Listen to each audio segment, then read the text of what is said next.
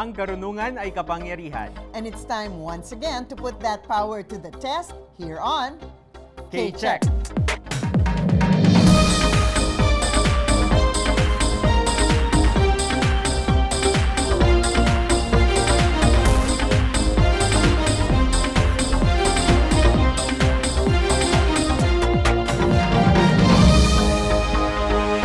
Hello everyone, I'm Jules Giang. At ako naman po si Attorney Gabby Concepcion and this is K-Check. As always, sinisiguro naming may challenge para sa bawat contestant at viewer at laging may bagong natututunan habang pinagdadaanan ang mga challenges. Today, we meet our last daily winner for the week who will advance to the next phase. So stick with us until the final week of this exciting competition to find out who our next K-Check champion will be. Narito na ang apat na contestants na dadaan sa ating karunungan check sa araw na ito. Firstly, we have Nair. Nair is a theater student from UP Diliman, a stage actor and sound designer. He is part of a community theater in his hometown, Candelaria, where he shares his knowledge and experience. Sunod naman, we have Bri. Bri is a graduating student from UP Diliman under the BA Theater Arts program. He loves to watch movies and series, travel, and try different food. He is a proud Bulakenyo and aspires to be a film and theater director in the future. Sunod naman, we have Kirby. Kirby is a criminology student from the College of St. Catherine in Quezon City. He has served as a sacristan for 8 years, showing his dedication and discipline. In his free time, he enjoys playing basketball and mobile games like Mobile Legends, which helps him stay active and think strategically. And finally, we have Hani. Hani is a theater arts student from UP Diliman. She loves dogs, fries, pesto pasta, and matcha. She's also an active member of their church choir and has been part of Dulaang UP's plays such as Kung Paano Nanalo sa Karera, si Rosang Taba, at Mga Anak ng Unos. These four will be competing under the watchful eyes of today's K-Check panel of experts. Nandito si Professor Eloy Hernandez of the Department of Arts Studies, College of Arts and Letters, UP Diliman. Nandito din si Dr. Ian Kendrick Fontanilla of the College of Science, also from UP Diliman. And last but not least, we have Professor Emeritus Josefina Natividad of the UP Population Institute of the College of Social Sciences and Philosophy of UP Diliman. At ngayon, contestants, it's time for our first round. Remember that in this round, correct answers are 10 points each. So this is your opportunity for an early lead. Get ready to buzz in and collect those points. Let's begin.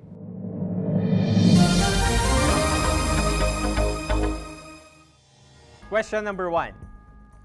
Which guerrilla movement against the Japanese in 1942 with a 10-letter name was co-founded by Luis Taruk?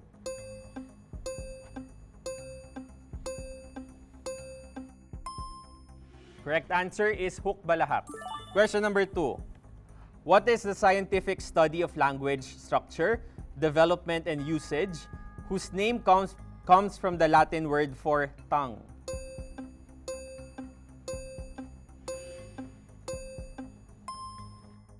The correct answer is linguistics. Question number 3.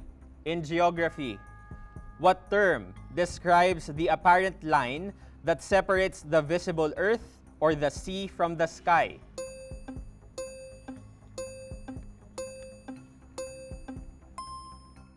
The correct answer is horizon. Question number 4. What country is known as the land of the samurai and the land of the rising sun? Hani. Japan. Japan is correct. Okay, check.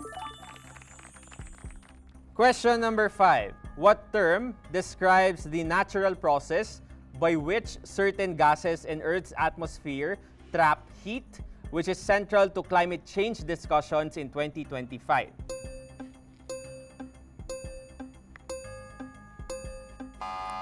Bri. Greenhouse effect. Greenhouse effect is correct. Okay, check. Question number 6.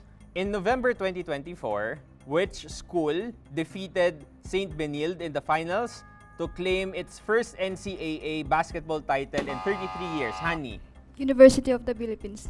UP is wrong, or University of the Philippines is wrong. Anyone can answer.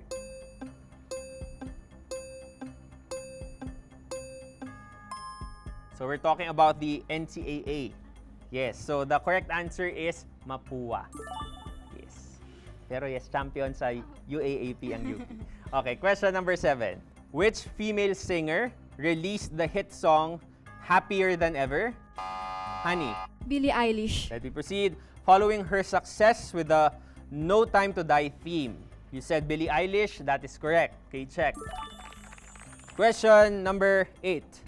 The 2022 film Uncharted, starring Tom Holland and Mark Wahlberg and set in the Philippines, centers on the search for which explorer's legendary gold treasure?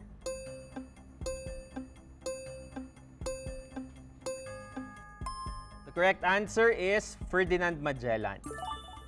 Question number 9 in quick math. What is the greatest common factor of 100 and 225?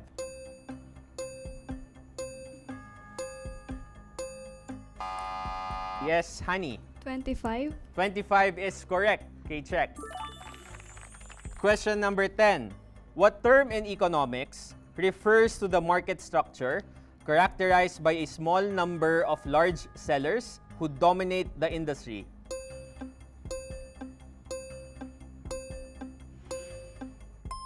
The correct answer is oligopoly.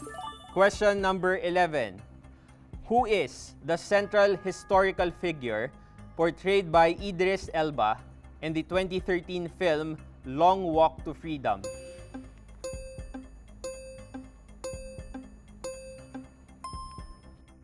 The correct answer is Nelson Mandela. Last question for this round, number 12. Which former Disney Plus actress surprised fans by giving out her signature guts ring? Honey, Olivia Rodrigo. let me proceed. By giving out her signature guts rings during her performance at the Lollapalooza 2025, Olivia Rodrigo is correct. Okay, check. And that ends round number 1. Maraming salamat, Jules. And after that round, we have Hani in the lead with 40 points, followed by Bri with 10 points, with Nair and Kirby with a bit of catching up to do. At ngayon, eto na po ang paborito nating segment dito kasi nakikita natin ang ating contestants in a different light, on a more personal level. So, ito ang tinatawag nating K-Chika. So, unahin natin si Nair. Nair, it's good to know na you are giving back to your hometown by sharing what you learn here. So, ano bang wish mo na balak mo para sa theater community mo sa Candelaria? Sana balang araw po makamit namin yung space na wini-wish namin na ma-achieve namin. Ayun. Nandun ang iyong family, ganun. Andun po yung family ko sa Quezon Province po, yes po. Mag-hello ka naman sa mga...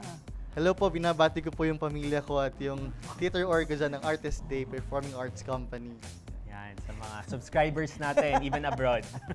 Salamat, Nair. Ito naman si Bri naman. So, Bri, sino ba ang idolo mo sa film and theater and bakit?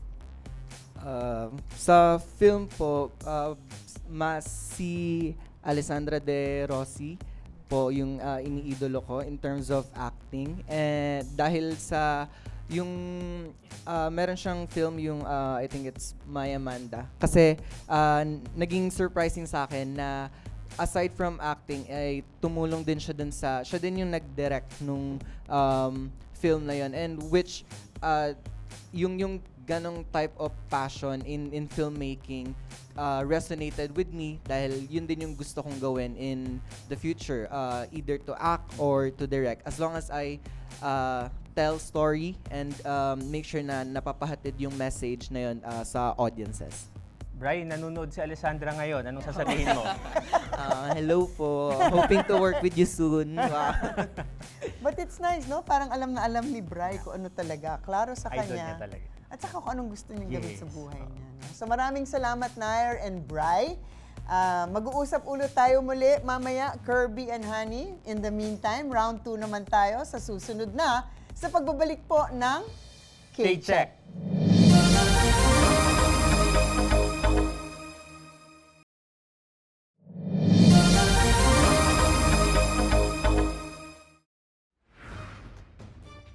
At tuloy-tuloy pa rin ang ating karunungan check. Points recap muna tayo. Nangunguna si Hani with 40 points, followed by Bri with 10 points, at si Nair at si Kirby pwede pang humabol sa susunod nating mga rounds. Pero as promised, tuloy-tuloy ang second part ng ating segment na K-Chika. So si Kirby naman. Kirby, napanood mo na ba o nabasa ang Smaller and Smaller Circles?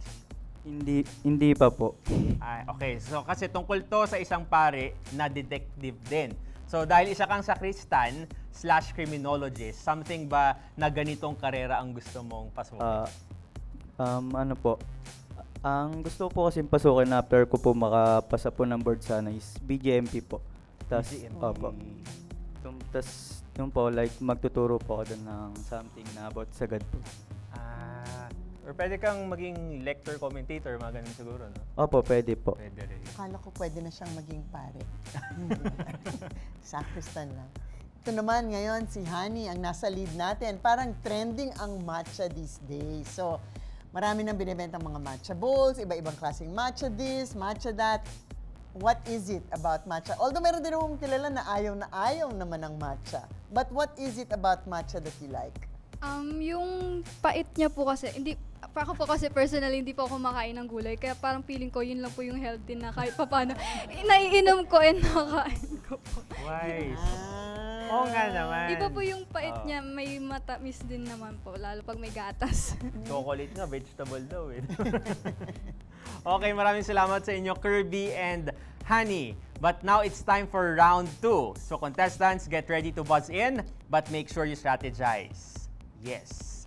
But of course, correct answers are worth 20 points each, and you lose 10 points if you answer incorrectly. Let's begin.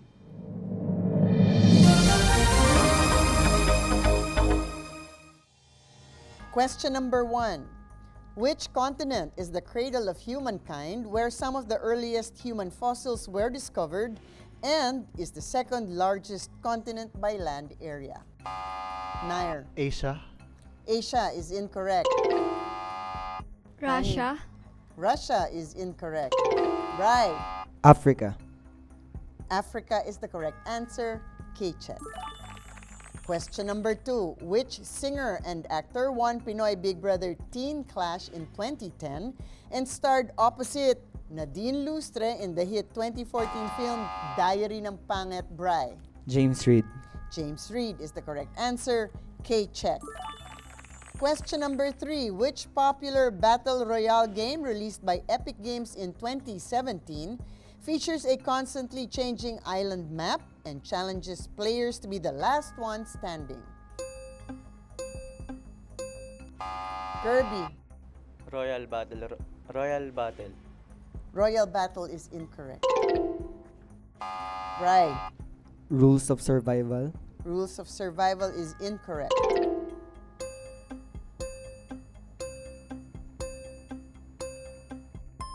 The correct answer is Fortnite. Question number 4. What field of study, whose name comes from the Greek words for earth and writing, focuses on Earth's physical features and human societies?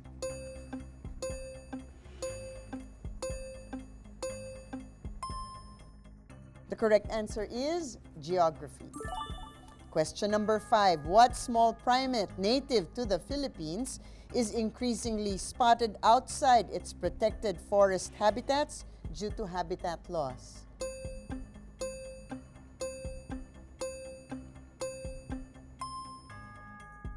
Pag sinabing small primate, malamang ito ay ang tarsier.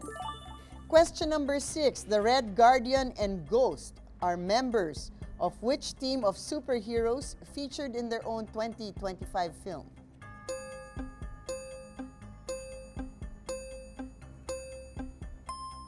Who are the Thunderbolts? Question number 7. The approval and allocation of government funds for public projects in the Philippines are managed by the DBM, which stands for what?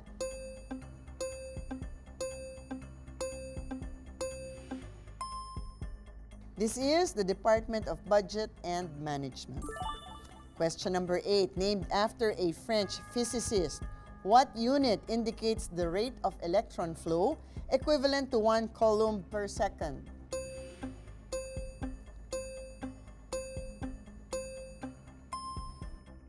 This is the ampere. Question number 9. What is the name of the Islamic holy month of fasting, prayer, and reflection? Yes, Nair. Ramadan. That began on March 10 and ended on April 8 in 2025. Ramadan is the correct answer. K-check. Question number 10 in mental math this time. What is the least common multiple of 15 and 25? Nair. 5. 5 is incorrect.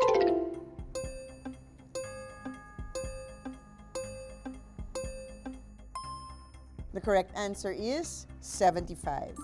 Question number 11. What term is used in economics to describe the point where supply and demand are equal, and in physics is used to denote the state where all forces acting on an object are balanced?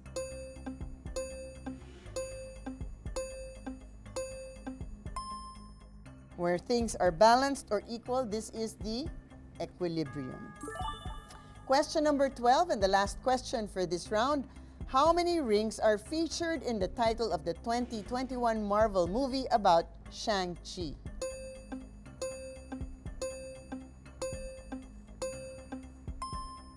The correct answer is 10. And that's it for our second round. Thanks, attorney, for that round. Let's do a scores recap. Nangunguna ngayon si Bri with 40 points, followed by Hani with 30, Nair with 0, and Kirby with negative 10. Pero hindi pa po tayo tapos dahil ultimate pagalingan na sa pagbabalik ng K-Check!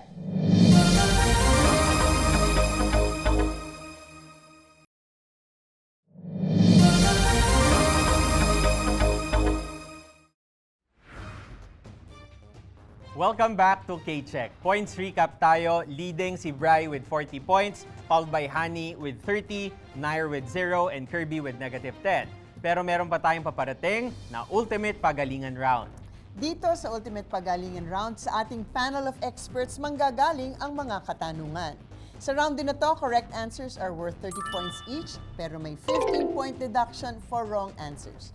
So reminder lang mga contestants, for this multiple choice round, we will accept the answer itself or the letter and answer, but not the letter only. So, let's go for those points and for the win. Let's begin.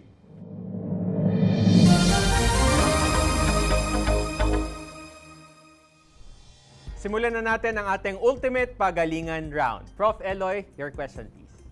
She is the first woman to be named as National Scientist of the Philippines. What is her name? A. Fe del Mundo. B. Encarnacion Alzona. C. Carmen Velasquez. D. Carmencita Padilla. E. Claire Baltasar.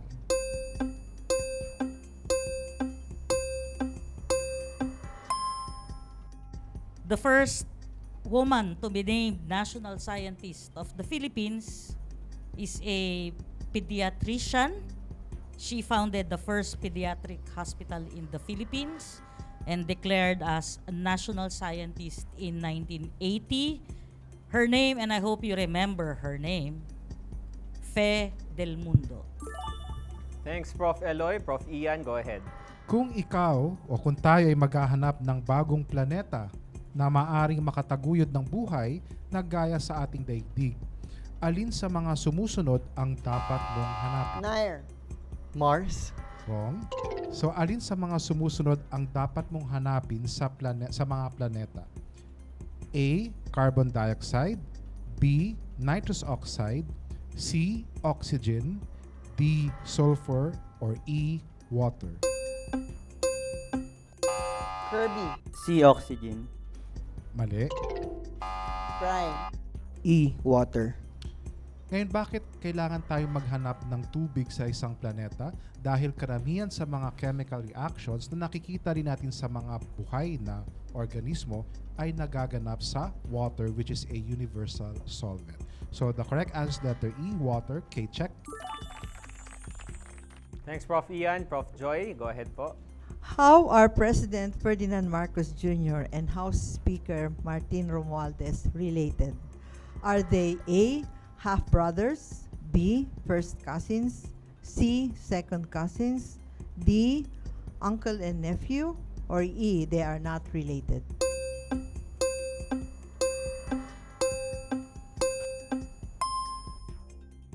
They are first cousins because the mother of President Marcos and the father of Martin Romualdez are brother and sister, siblings. Thank you, Prof. Joy. Now off to round 2. Prof. Eloy, go ahead. Who is the world-renowned Japanese painter, sculptor, installation artist, popular for her polka dot works? A. Yayoi Kurosawa. B. Makoto Shinkai. C. Hayao Miyazaki. D. Yoko Ono. And D. Yayoi Kusama.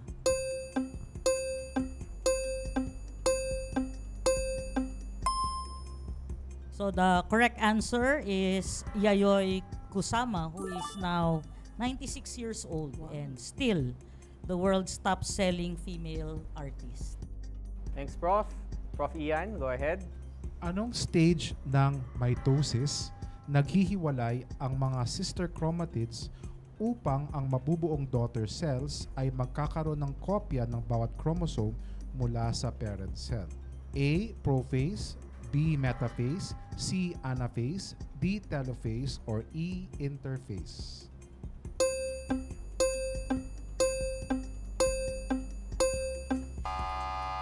Honey, B, metaphase. Mali. Brian, D, telophase. Mali. Nair, A, prophase. Mali. Kirby, E interface po. Mali. So ang tamang sagot po ay anaphase. So kahit nasa biology walang forever, lagi naghihiwalay, pero Ay. kailangan ding gawin nila yon para sa kabubuti ng mga daughter cells. So ang tamang sagot ay C, anaphase. Thanks, Prof. Ian. Prof. Joy. What is the constitutional body responsible for investigating and prosecuting Philippine government officials accused of crimes, especially graft and corruption? Ito ba ay Office of the Solicitor General, or B, Commission on Audit, C, Office of the Ombudsman, D, Kirby, C, Office of the Ombudsman po. okay, let me finish, D, Court of Appeals, E, Supreme Court. And the correct answer is C, Office of the Ombudsman. Okay, check. Thanks, Prof. Joy. Attorney, let's do a scores Oo. recap. At the halfway point of this ultimate pagalingan round, we have Brian the lead with 55 points, followed by Hani with 15, Kirby with -10, and Nair with -30. So we're off to our last half with 180 points. remaining. So now round 3, Prof. Eloy. Ito sana makuha nyo na to, ha. What is the official fandom name of Beanie? A. Army. B. Twinks. C. Binibinis. Hani, C, binibinis. That is wrong. D. Blooms. Nair, Blooms. And the last option is ones. Okay. Yung Blooms, no, napili ng Beanie noong February 2021 after a fan voting. No? So, Blooms yung official fandom name nila. Nair, K-check. Thanks, Prof. Eloy. Prof. Ian, go ahead. Ano naman ang tawag sa halamang may pinakamalaking bulaklak sa buong mundo, may mabahong amoy na parang naaagnas na karne, at matatagpuan sa Pilipinas at iba pang bahagi ng Southeast Asia? A. Begonia, B. Bird of Paradise, C. Jade Vine, D. Rafflesia. Nair, Rafflesia. Ang Rafflesia, o tapusin ko na yung choice E. Showy Medenilia. Ang rafflesia, kapag siya ay nag-e-emit ng amoy para makaakit ng pollinators, ang amoy ay para naagnas na karne. So ang ginagamit nilang pollinator ay mga langaw. So ang tamang sagot ay D, rafflesia, Nair, K-check. Nair, K-check. Thanks, Prof. Ian. Prof. Joy, go ahead po. Which city in the National Capital Region has the highest population as of 2024? Is it A, Caloocan, B, Manila? Nair. B, Manila. Let me finish. C, Navotas, D, Quezon City, E, Taguig. Manila is incorrect. Kirby. C po na botas. It's also incorrect. Hani. D, Quezon City. Yes, Quezon City is the city in the National Capital Region that has the highest population. As of the 2024 census, ang population ng Quezon City ay 3,084,270. Out of the population ng Metro Manila na 14 million. So pinakamarami ang Quezon City. Ang Taguig has 901, less than 1 million. At ang Manila ay 1,902,000. Mainly because masyado nang overcrowded ang Manila City, wala nang pupuntahan ang mga tao. So, hindi na dumadami ang population niya. K-check si Honey. Thank you, Prof. Joy. And now we're off to the last round with 90 points pa. Attorney, gusto nyo mag... Oh, we have 90 points remaining for the last round, but Bryce in the lead with 55 points, followed by Hani with 30 points, Nair with 15, and Kirby with negative 25. So 90 points left. Last round, Prof. Eloy. Art history ulit. What is the title of Juan Luna's work that won the first gold medal at the 1884 Madrid Exposition? Nair. Spolarium. Okay. So, sabihin ko lang yung ibang choices. A. Sunflowers. B. Spoliarium. C. Siesta. D. Basi Revolt Series. E. Planting Rice. And the correct answer is Spoliarium. It is the largest painting in the Philippines. Spoliarium won the first gold medal, but it did not win the top prize. Contrary to popular belief, the top prize, or what is called the prize of honor, was not given to anyone. Wow. And it was not given to Juan Luna because he was a Filipino. And the term spoliarium actually refers to the basement of the Roman Colosseum, where the dead and dying gladiators are dragged. So, Nair, K-check. So, Prof. Ian. Ang tao at tarsier ay nabibilang sa isang grupo ng mga mammal na tinaguriang primates.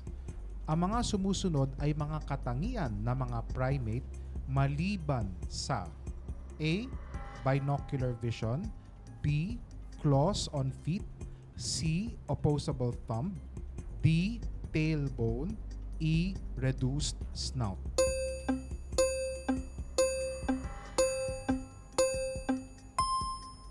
So kung tayo at ang tarsier ay kabilang sa isang grupo, meron tayong pagkakapareho sa kanila.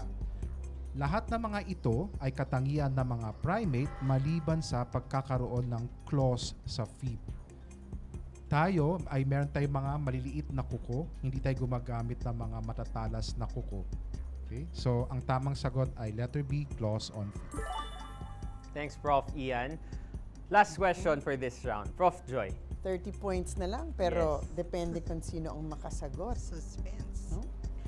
As of 2024, what is the leading cause of death in the Philippines? Letter A, ischemic heart disease or heart attack. B, neoplasms or cancer. C, cerebrovascular disease or stroke. D, diabetes mellitus. E, tuberculosis. Nair. E. Tuberculosis. That answer is wrong. Hani. C, stroke. that is the second leading cause of death, but not the top one. So that's wrong. Kirby. A, heart attack. Yes, the leading cause of death in the Philippines is A, ischemic heart disease or heart attack. So, okay, check. And that's it for our K-Check Ultimate Pagalingan. Congratulations to Bri, our K-Check daily winner with a final score of 55 points. We'll see you again tomorrow when you compete with our other daily winners for a spot in our semifinal. Siyempre, maraming salamat din kay Nair, kay Kirby at saka kay Honey for joining us today and for giving Bri a few stressful, suspenseful moments. And of course, maraming salamat din po sa panel of experts natin, Professor Eloy, Professor Ian, and Professor Joy. This has been Attorney Gabby Concepcion. And I'm Jules Giang. Join us again tomorrow for another K-Check!